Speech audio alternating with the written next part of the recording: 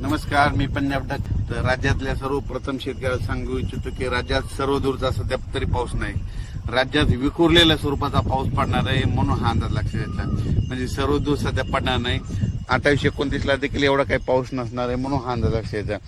आणि त्याच्यानंतर 29 आणि 30 जूनच्या दरम्यान राज्यामध्ये म्हणजे सांगायचं झालं तर सोलापूर जिल्हा, लातूर जिल्हा, धाराशिव, बीड या भागामध्ये तिकडल्या भागामध्ये 29-30 तारखेला 29-30 जूनला पाऊस पडणार आहे म्हणून हा अंदाज लक्षात येतो. ते पण विखुरलेल्या स्वरूपात राहणार आहे, भाग बदलत राहणार आहे म्हणून हा अंदाज लक्षात येतं.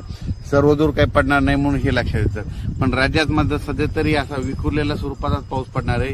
आणि ते कोकणपट्टीचा मात्र ते पाऊस म्हणजे ते कोकणपट्टीचा आणि तसाच इकडं नाशिकडला ते पाऊस तसं चालूच राहणार म्हणून हे लक्षात घ्यायचं.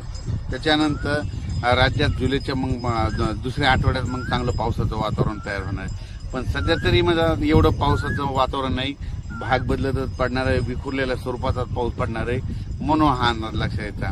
म्हणजे त्याच्यामध्ये काय होईल, ज्यांना पेरणी केलेल्याला जीवदान ठरणार आहे म्हणून हे लक्षात यायचं. आणि जमिनीमध्ये भरपूर ओल आहे. आणि काल देखील म्हणजे सांगायचं झालं तर विदर्भात खूप पाऊस झाला आणि त्याच्यामध्ये सर्व शेतकऱ्याला जीवदान भेटलं. तसाच आता ह्या 2-4 दिवस म्हणजे 29-30 तारखेला देखील असाच विखुरलेल्या स्वरूपाचा पाऊस पडणार आहे म्हणून हे लक्षात येतं. 29 आणि 30 तारखेचा पाऊस तुम्हाला सांगतो इच्छितो. सोलापूर जिल्ह्यामध्ये पंढरपूरकडे देखील असणार आहे म्हणून हे त्यांनी देखील लक्षात येतं. लातूर जिल्ह्यात देखील पडणार आहे, धाराशिवकडे असणार आहे, नगर जिल्ह्यात काय राहणार, कडा आष्टी बीडकडं म्हणजे कडा आष्टी पाटोदा तिकडल्या भागात देखील पडणार आहे. त्या शेतकऱ्याचे मला बरेच फोन आले. आमचं सोयाबीन निघालं, कापसं निघालेत आणि पावसाची नितांत गरज आहे. तर त्यांना सांगू इच्छितो की तुम्हाला 29, 30 आणि 1 तारखेच्या दरम्यान तुमच्या कडा आष्टी बीडकडे देखील पाऊस पडणार म्हणून हे लक्षात यायचं.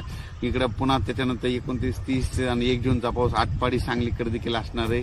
आणि त्याच्यानंतर कोकणपट्टीत मात्र सगळीकडेच राहणार आहे. पण राज्यात मात्र सर्वदूर पाऊस नाही पडणार, विखुरलेल्या स्वरूपाचा पडणार आहे.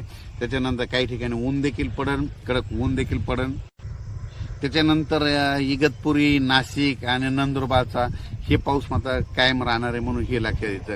पण त्याच्यानंतर 1, 2, 3 जुलैच्या दरम्यान परत काय होणार विदर्भामध्ये, पूर्व विदर्भामध्ये नागपूर जिल्हा, नागपूर, वर्धा, भंडारा, गोंदिया, तसंच त्याच्यानंतर अमरावती, त्याच्यानंतर इकडं शेगाव, तसं नंतर घाटाच्या खाली जळगाव ह्या पट्ट्यामध्ये पुन्हा तिकडंच पाऊस पडणार. म्हणजे 1, 2, 3 जुलैचा म्हणजे सांगायचं झालं तर सर्वदूरचा सध्या पाऊस नाही, त्याच्यामुळे तिकडं पडणार हे लक्षात यायचं.